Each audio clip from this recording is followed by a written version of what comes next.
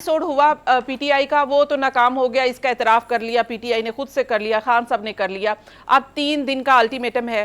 3 दिन में क्या हो सकता है? क्या हुकूमत कोई ऐसा फैसला कर सकती है कि पीटीआई जो है ये लॉन्ग मार्च ना करे, या फिर एक लॉन्ग मार्च अब दोबारा होने जा रहा है? और जैसे बसरा साहब कह रहे हैं कि वो जिस तैयारी से होगा वो अब आई डोंट नो क्या होगा। आपका क्या एनालिसिस है?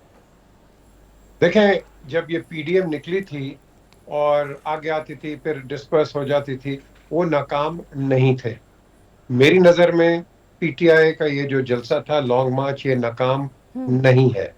और इसको अगर आप प्रॉपर्ली एनालाइज करें, लोगों ने आपने पूरे पाकिस्तान में नाके लगाए हुए थे, बंद किए हुए थे। आप उन लोगों के बॉटलनेक को देखो, अगर वो इवेंचुअली इस्लामाबाद पहुंच जाता फिर क्या होता। अब the question is, Rana Sanaullah ने ले लिया लिटरली कि जी खूनी, वो शेख रशीद का कहीं एक रिमार्क था कि जी खूनी ये होगा, फलाना होगा। ये पॉलिटिकल रिटोरिक्स होते हैं। शहबाज शरीफ साहब ने भी कहा था ना, रीगल पे पेट फाड़ देंगे, तो आज पेट फाड़ो के आप साथ वो पेट भर रहे हैं, खाना खा रहे हैं। ये पॉलिटिकल्स होते हैं, इस पे आप मत जाया करें। वेदर शहबाज है, वेदर इमरान और एनीबॉडी, ये पॉलिटिकल नारे होते हैं, इस पे आप चलते रहो।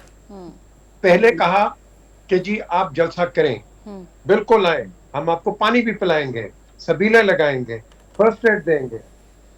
lastminute.com आपने उसको कंटेनर्स रख दिए। तो नेचुरली उस पॉइंट ऑफ व्यू से ये नाकाम है, because they were not prepared for it.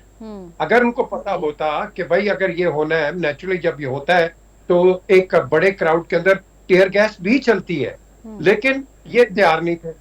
अब नहीं, लेकिन पीजे साहब ये मुझे समझा दीजिए कि आपने तहरीकें देखी हैं, और जो पॉलिटिकल वर्कर है या पॉलिटिकल लोग हैं, या वो लॉन्ग मार्च एहतजाज करते हैं, जब वो सड़कों पर निकलते हैं तो वो किस तरह से प्रिपेयर होते हैं? वो क्या करेंगे ऐसा कि वो हुकूमत की फोर्स को फेस कर सके?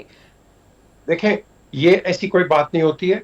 अगर इस तरह की कोई बात होती तो ये, अगर फोर्स की बात होती तो ये तो सारे प्रिपेयर्ड होके आते, टीयर गैस के अपने मास्क पहन के आते, लाठियां लेके आते।